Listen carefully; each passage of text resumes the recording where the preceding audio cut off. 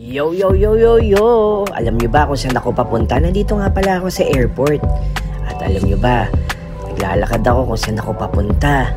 Papunta nga pala ako ngayon sa Australia, pero ngayon nakaupo lang ako, nag-iintay.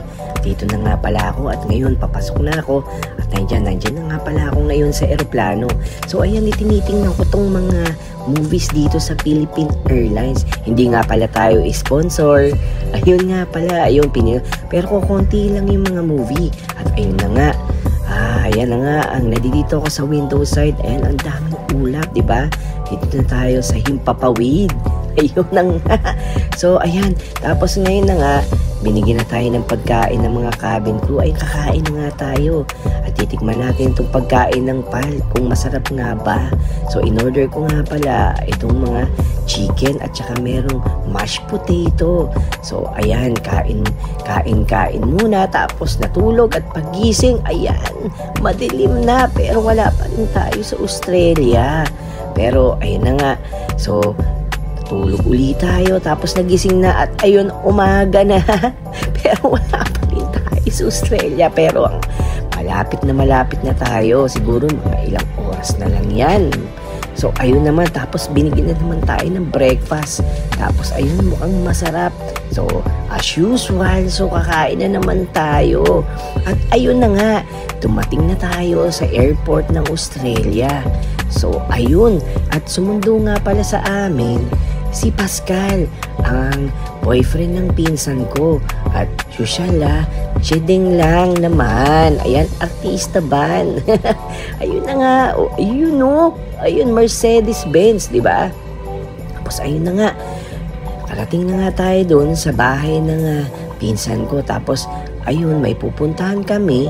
Tapos ayan, sinubukan naming sumakay ng metro station para at least ma-experience namin kung ano nga ba o anong feeling na nakasakay dito sa Australia na metro station. Tapos ayun, nakarating na nga kami sa city, sa Southgate. Ayan, ang ganda. Tapos ayun yung river.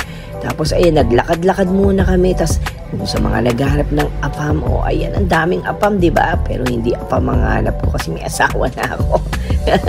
So ayan, kinunan ko na nga yung river. Ayan, ang ganda. Tapos ayan, so ayan, tapos drive muna. Bali ayan, ito nga pala yung lugar ng kung saan nakatira yung pinsan ko. So ayan, nakita nyo, di ba? Parang wala namang pagkakaiba. Pero ayan, wala kang makitang sasakyan. Sobrang luwag. Pwede nga ako mag-rollerblades dito kung pwede lang eh. Kaya lang, wala naman ako rollerblades. Tapos ayun na nga, nakauwi na kami. Tapos ayun, nakikita nyo na yung mga alaga ng pinsan ko. Ang lalaki. Mas malaki pa sa akin. Pero alam nyo, ang babait niyan. So wala akong masabi. Mukha lang sila nakakatakot. Pero sobrang bait. Ang sarap yakapin. Kahit nga pala yung German Shepherd, sobrang train talaga yung mga asong yan. At ang lalambing nila, gusto nila inihimas-himas sila. Pero ayun, nakakamiss. So ayun na nga, tapos ayun, nakita nyo ba yan? Yung backyard na yan, playground lang nila yan. So ayun na nga, ayan, dyan sila naglalaro. Pagkatapos sila kumain, dyan sila naglalaro, nagtatakbuhan. Kasi nga, ang lalaki nilang mga aso sila eh. So, mga ganon, tatakbuhan, mga ganon. So, ayan, hinihimas-himas. Gusto nila yan, hihimas-himasin mo sila sa ulo. Tapos, ano yung balahibo nila. Ang cute-cute niya mga yan. Tapos, ayun, nakita mo yan, yung payat na aso ng karirista yan. Tapos, ito nga pala yung parang garahe nila. Ayan, no. Ang laki. Tapos ito yung parang playground. Ayan, no. So kahit sino pwede pumunta dyan, yung mga kapitbahay. Tapos ito nga yung mailbox nila, Ayan, no, kakaiba, 'di ba? Tiningnan ko, wala namang laman. Pero kahit ano ilagay mo dyan, feeling ko wala namang magnanakaw. Wala ngang gate ayun, tapos ngayon kwento-kwentuhan lang kami. Picture. So ayun alam mo na kasi first time sa Australia. Ang ganda-ganda pala dito.